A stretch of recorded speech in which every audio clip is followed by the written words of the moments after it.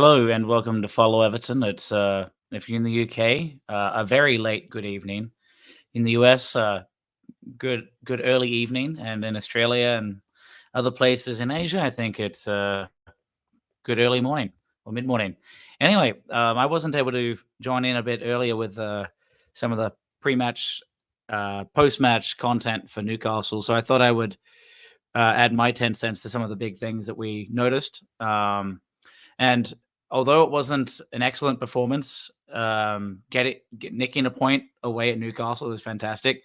I think DCL, even if it wasn't a well-struck penalty and it was a very predictable location according to his forecasted heat map, he hit it exactly where he was expected to, but with just enough power to go in, and hopefully that gives him a nice vein of confidence. And in my view, although the team wasn't at their best, we haven't been at our best for a while. And every time we have a poor match like we did against Palace or Bournemouth, watching Everton have a little bit more fight, flair, and willingness to take risk really stands out to me. So I wanted to come over, talk about a few of those topics. In particular, some of the moments where Dwight McNeil or Vitaly Mikalenko, they weren't excellent all game by any means, but they did really try and take the game on more than I've seen them recently. I'm also going to cover some of the Everton press for the good sometimes, and quite often it wasn't as successful, as well as a frailty or a concern I have for Everton based on the current kind of interaction we're seeing with James Tarkovsky, Jared Branthwaite, and Ben Godfrey, either how they communicate with each other, how they hold a line together, and how they organize free kicks. So what I'll do first, I'm not going to go through heat maps today. It'll all be kind of match annotation. So the first one I was going to do came in right around 5 minutes. So after we had quite an intense opening barrage from Newcastle, really high energy, there was a play here. Doucouré won the ball, charged forward, and there was a 3v1 tackle, and I think he was able to just pass it back to Onana.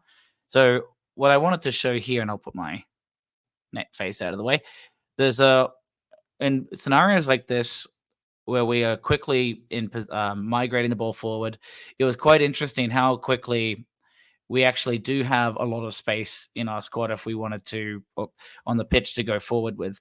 So what I've highlighted here was Dwight McNeil, who is the highest positioning player who's still on their feet, and the amount of space they have on the left wing.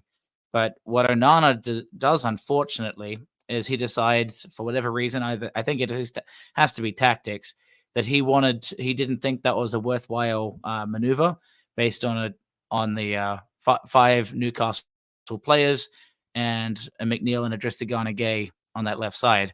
So what we ended up doing, if we migrate about 10 seconds later, what we ended up doing was we passed the ball back. I believe it was to Ben Godfrey, to Onana, to Gay, and then Mikalenko has the ball here. And what that did is it allowed the Newcastle squad to get back into formation. But what was interesting, even early on, the Everton players were more comfortable running in those half spaces and having that mobility. Beto, although gave the ball away a whole lot today, was definitely committing himself forward and trying to make a nuisance of himself. Quite often, unfortunately, by him making a nuisance of himself, he was making a nuisance of Everton because we couldn't predict when he would give the ball away. But in this scenario, Beto is running towards goal, sort of a faint run, keeping that back four in check. But what it also does is Dwight McNeil, who's kind of been meandering in the middle, is kind of providing a very faint and unsuccessful opportunity to present to Mikalenko on the left wing. So instead, knowing that Everton didn't want to give the ball away after they've now let Newcastle get back into position, this is where the Dyche tactic occasionally did work today. I think it was also by how often we didn't use it that it allowed Newcastle to be exposed and not really prepared for the long balls of Jordan Pickford, which were a little bit better, I think, today. So what ended up happening here, instead of using McNeil, they it eventually, through a few passbacks here, I think it's Tarkovsky to Pickford. What we end up doing is it draws the front 4 to 6 of Newcastle further forward, and it allows more space in and behind from the back four to Dubravka. So I wasn't able to get everyone on the pitch here, but wanted to show the long arcing ball that was targeted to McNeil, and it was an excellent first touch by him as he's running at full speed. And with a couple little maneuvers there, what he was able to do was drag I forgot his name, Kraft on the right side, and all of a sudden Everton have an overload because of how quick Doucouré and Beto were, and how they the midfield four from Newcastle weren't anticipating such a successful ball and control by Everton. And what that led to is a whole bunch of space because Beto, again, chasing the back four, pushing their lines and stretching the defense, that left a hole wide open for Abdoulaye Doucouré. The problem here was that Abdoulaye Doucouré missed a golden opportunity off his left foot as a result. But I think it didn't happen all match, but really encouraging to see McNeil taking these progressive runs on that left side, getting further up the pitch and really trying to take on defenders. And I wonder if that was also encouraged by Dyche because Kieran Trippier is out. Dan Burn moves to the left center back position. So there was a lot of weakness in the fullback slots compared to the normal lineup that you would see for Newcastle. So maybe that was the reason, but I think quite effective as a counter-attacking strategy here. The next one I wanted to quickly go into, not as high a resolution, I would say, but I think still interesting. Quite a lot of the time when Onana wasn't involved in the press, the 5 members from Everton didn't seem to be able to close it down in this scenario. And when I was talking with Ryan on the pre-match, what we were really focusing on was how do we take Bruno Guimaraes out of the game? So a lot of times Everton would play zonal. And again, if you're trying to play the press and trap game and waiting for the ball to be released to the player that you deem the player that would say trigger, meaning activate all the players, run and charge and block out that space and triggering that press, okay. But I think what you're seeing quite obviously here is a very clear passing lane and space where they allowed, I think this was both Longstaff and Bruno, to have space there, and you had a nice little triangular slot. And what it ended up happening, it did work out okay, but Everton didn't win the ball back. It just allowed for a switch of play. So a little bit later on here, we'll go over a more interesting and a more effective example that it shows how Idrissa Gana Gueye is a pivotal piece in when Everton did have a successful press and how he led the troops there. So the goal scoring, the first goal for Newcastle, or the goal that was not ruled out for offside, came from a long ball from Pickford, where he went to I think it was Lewis Hall, the left fullback, wins the header quite comfortably because you see Beto is not in a position to receive that ball. So again, was potentially that was a bit premature of a release from Pickford. Just before it, he was kind of being harassed, but it was kind of that classic striker making the goalkeeper uncomfortable. And it seemed like he was too excited about Isak and went for a long ball. Beto did not look in position to receive it. So very quickly, he's out of play. And the second that happens, what you have then is the Everton defensive line a lot further back and not really ready in a good defensive position. You have Ashley Young waiting for the second ball, but an effective header by Lewis Hall. And what you see, what I've flagged here is the flat three, because Newcastle played in that 4-3-3 formation. What you were getting was a clear gap in the middle where you had all of their 3 midfielders of Longstaff, Bruno, and I'm forgetting it. I think maybe Harvey Barnes on that left side there, all free and available to receive the ball. So then what ends up happening on the next play is Everton aren't able to they win the next header because it was overhit, and Ben Godfrey knocked it back into that free space where all of a sudden the ball was released to Harvey Barnes, who actually makes an excellent and quick thinking through ball to Isak. But what I found really weird here, and I think you've heard that the error that potentially Tarkovsky was off his line, or not holding his line and giving a little bit of space. You can see that here, where Mikolenko and Branthwaite are further up the pitch.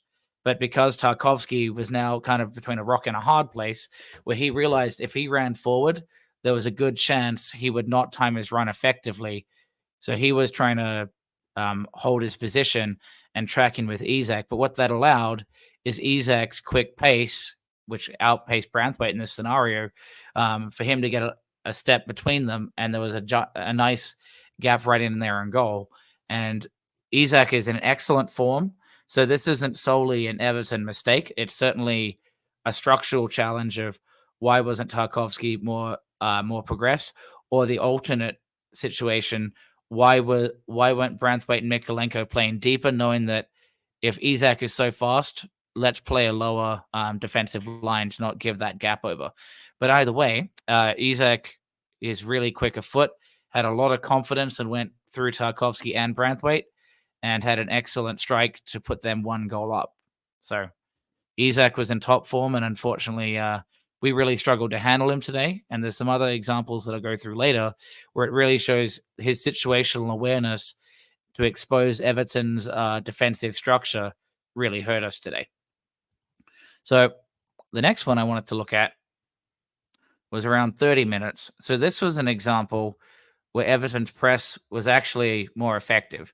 So in this case, we see Amadou Onana now coming in. So rather than the 5, they have the entire front 6. So the 4-4-1-1, where you have out of possession, you're going to have Doucouré acting as that second striker, Beto kind of playing as the right member of the attacking 2, and a flat 4 for that midfield. What they did is Dubravka played it from the back and passed it to Dan Burn, and then went out to Lewis Hall. So what was happening is from the back there, Idrissa Gana Gueye was the roving player who would be reacting to the moving player that would try and break the structure here. So Beto and Onana are holding in place. Doucouré is just keeping those players at bay in case they decided to do a switch of play. Same for McNeil. And Idrissa Gana Gueye is shutting down that pass through the middle to Bruno. And what you'll also notice is Ashley Young is aware that by how they've set up, he's pointing to Ben Godfrey to shut down the narrow passing lane to Harvey Barnes. So then on the next play, again, this is where the little things that you don't often see unless you look back. Onana follows the running player, and Godfrey is now chasing Barnes up. And what happens is, because of that quick awareness of that extra man, you are now getting Idrissa Gana Gueye quickly going over to Bruno, and he actually wins a free kick, and Bruno knocks him over. So it was really clever, I thought, seeing that adaptive nature from Idrissa Gana Gueye. And I guess the real question, which I'll probably repeat it here at the end, how do we replicate this against Burnley? So looks like we've got one person commenting in live. So Gaza, so welcome from Phnom Penh. That's I think that's in Cambodia. So welcome. I know it's pretty late for a lot of people around the world, but glad some people are up to join it. And for everyone else, feel free to watch it back on YouTube or Facebook, or potentially X if you choose that forum. So I thought this was really cool to see Idrissa Gana Gueye. And we talk about some of these little intangibles and his awareness. He doesn't have the pace he used to. He's not always excellent going forward, but he is really good at tracking and trying to cut off passing lanes. And potentially, if we block like this more often, we might be able to shut down and induce quicker turnovers against Burnley on the weekend. So the next one I wanted to bring up, and I'll plot this here for a minute while I remove some of my other images here. This was, I think, a glaring and interesting example to kind of look through for Everton, and where I'm starting to worry about it, how our are we having either personality clashes, leadership problems at the back, or complete misunderstanding of what people want to do. So previously, we talked about Tarkovsky playing a very low line. This example here is a free kick that came against Everton on the right hand side. So I think Jacob Murphy's on the ball, and what we're seeing is a very flustered Everton trying to get back into position. It might be hard to see there, but where I flagged the yellow line, James Tarkovsky had previously was standing where everyone else was, Mikalenko, Branthwaite, and Godfrey.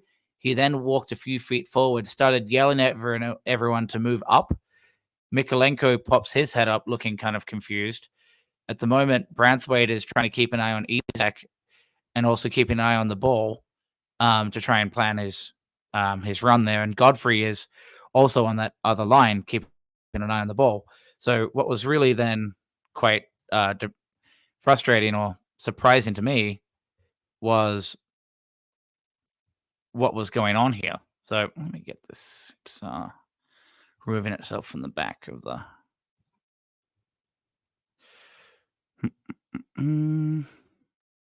So the next image is not loading at the moment, so bear with me while I try and fix this. Potentially, we'll go with this one because 5703 is not loading for the moment. So I'll see if I can bring that one back in quickly.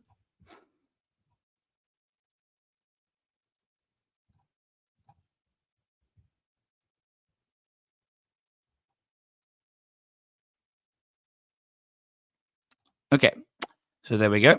So at this point, you now see the line has moved up. James Tarkovsky is hands up in the air on his head, looking quite annoyed at his team. You see Idrissa Gana Gay sitting next to Onana, trying to see what's going on. Branthwaite's got his hand up, trying to communicate, and Ben Godfrey's kind of there in the middle.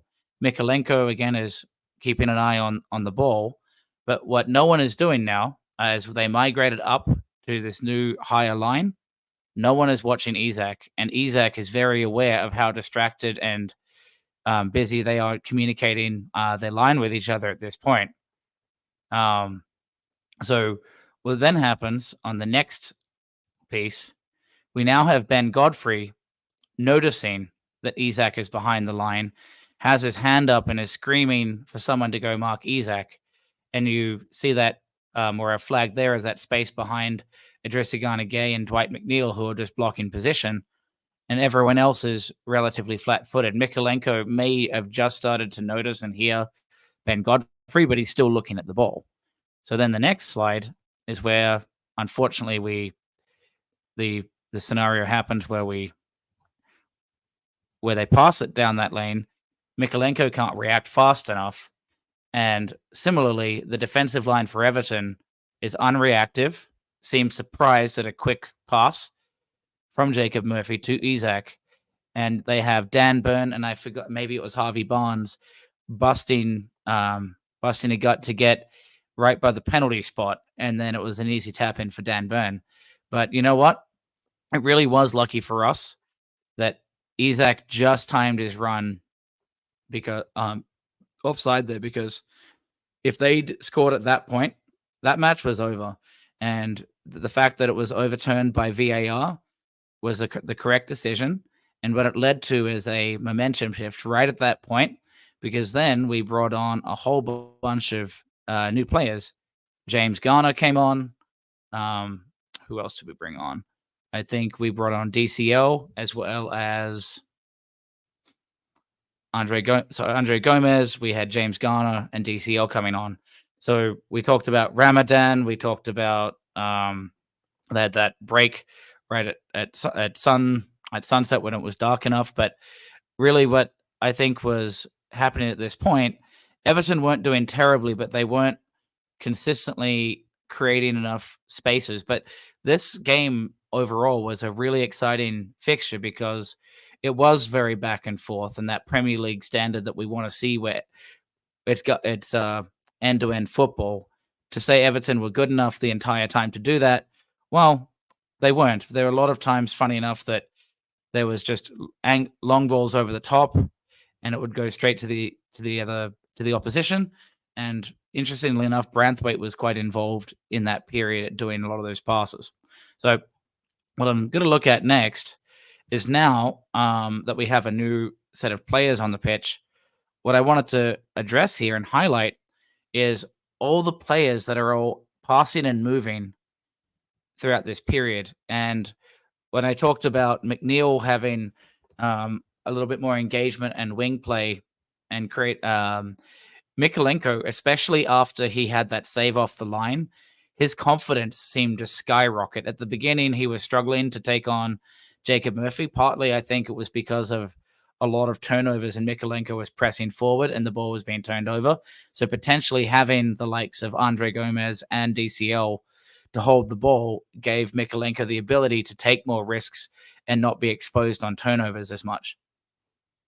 So yeah, for Gaza here in the chat, 8:49 in the morning over there in Cambodia, and for us here in Phoenix, in Arizona in the United States, it's 6:50 in the afternoon.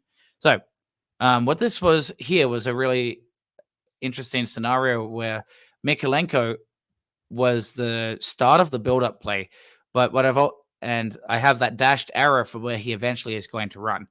But what you're seeing now is James Garner is stationary in the middle, but he's also the only player not moving. So sometimes having players stationary while everyone else is moving is actually effective. That way you can turn and move a little bit quicker, more adaptive to a slightly overhit pass. But he's also brought some players in there in the middle. And McNeil running on the left-hand side, Andre Gomez presenting for a short pass through the middle, Idrissa Gana Gueye as the pass-back option. I think it was Ashley Young on that right-hand side coming into the middle, very similar with DCL, who's bringing the back line further forward. And now the next slide, the ball is passed over to McNeil. James Garner is now switched and moved to that left side. Mikalenko is then carried on. Andre Gomez is kind of between a rock and a hard place there in the middle, so he's standing put. DCL and Ashley Young are now and have pulled the front line back, or the defensive line further away from goal to allow more space. And McNeil then crosses into that position where there is that space now for DCL to take the ball down. There is a spillage at that point.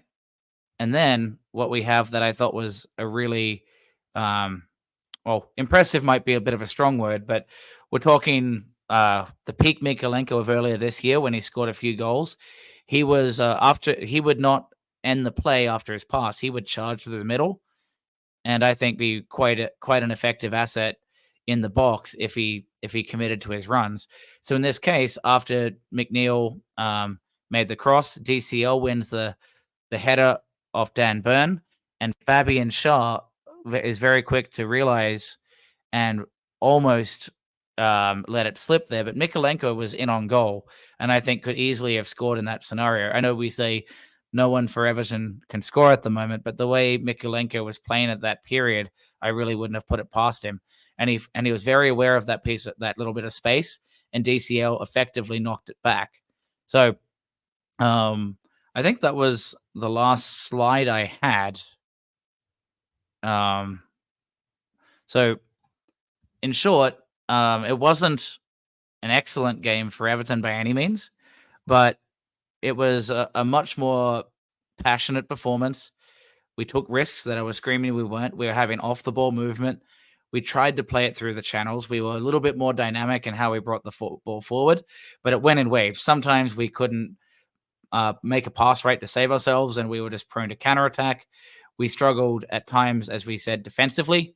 The defensive line and the communication between Godfrey, Branthwaite, and Mikalenko on where's the right position to stand certainly impacted us. And one other thing I wanted to bring up, I don't know how many of you noticed this throughout the match, but there was an opportunity on the back post that was very similar to when we had Seamus Coleman's own goal last week, where it was going to the back post, and instead of what Coleman did is knocks on his chest and tries to control it back to Pickford, instead he knocks it out for a corner kick, and immediately he is getting berated by at least Tarkovsky and I think Branthwaite, and Godfrey kind of comes up and goes, "No shout, I didn't hear anything." So now what we are having is a few scenarios where these players are not communicating effectively enough to each other, and after not communicating and playing the safe ball, players are getting berated for doing the thing that we were asking them to do after what Coleman did last week. So I'm going to be really trying to keep an eye on that defensively. But when we've talked about how we're doing on set pieces and us leaking more goals and looking a bit weak at the back, I honestly think that the example I just mentioned there about the communication at the back post was certainly one, as well as how Tarky's holding his line or what line we choose to have and how well coordinated and are they in the right spot? Is he in the same line as Branthwaite? Sorry. Yeah. So that's kind of where I'm at. I think in terms of this weekend, I think we have every chance to get 3 points. I know we haven't done that in a while, so don't want to be sitting here saying it's a given by any chance or any gimme. Burnley have been playing better. When we have played them earlier on in the year, both times they played us, they did not knock it long and test our back four. So potentially Everton can get away with a higher line, especially if Godfrey is playing at right back and they don't bring Coleman back in after his midweek rest. We have an opportunity there to press them high, and if they're going to try and play the ball through the middle, then what we really need to do is go through those examples like I showed where Idrissa Gana Gueye needs to be on the pitch, in my view, if we're solely about trying to make turnovers, because he can intercept and make the ball happen. But then the other question is, do you bring in James Garner? He had a lot more energy. Amadou Onana doesn't seem, although he's a really good player. And yes, Gaz, I think our away form certainly is better, but we can't bank on away form when we need the points. So what we need right now is an Everton that hear the crowd, hear the demand, feel the moment, and convert these opportunities. And maybe we see 3 points for Everton. But for us to do that, Burnley have to try and play defensively and wait for us to overexpose ourselves and beat us on a counterattack. But at the same time, Burnley like to build up from the back. And I haven't watched them as much recently, to be honest. But when we have watched them early in the year against Everton, they always played short balls, never over the top, and it was very easy and comfortable for Everton to control the midfield. So if that happens, then the real question is, do you want Andre Gomez there to quickly make passes? In my view, I would almost say the way Doucouré has been playing, have him as a right winger for a bit. Maybe give that a try and get Young off the pitch. Or it's either, and then you have Gomez as the number 10. Doucouré can still be involved in the press, and Idrissa Gana Gueye can anticipate the last minute adjustments and help lead the press. So that's me for this evening. So thank you for our new friend from Cambodia, Gaza, and I'm sure for those watching back, thank you. For those that like this content, we are trying to make more shows like this. So what that requires would be more donations for getting this content long term. So if you are interested, partly it's being a subscriber. It all helps the channel grow for ad revenue and things like that. But if you are interested in donating to help have this kind of analysis type channel and software available to us, we need your help to do so. And the main way to do that is to go on your laptop on youtube.com to the Follow Everton website, and there's an option for membership, and you can donate at that point. And then you can be involved where you can actually, if you're on the chat live on YouTube, you'll get to see the Everton badge on your name. And when we'll try and prioritize your posts, sometimes a bit tricky on some of the busier streams, but what it'll allow us to do as well is just be able to focus on your comments, and your contributions are incredibly appreciated. But all the same, hopefully you found this content interesting. And for those watching back, feel free to add any comments or feedback on how you think this setup that I'm doing is going. If you'd like to see anything different or particular plays in the future, let me know. But until next time, up the toffees. Bye, everyone.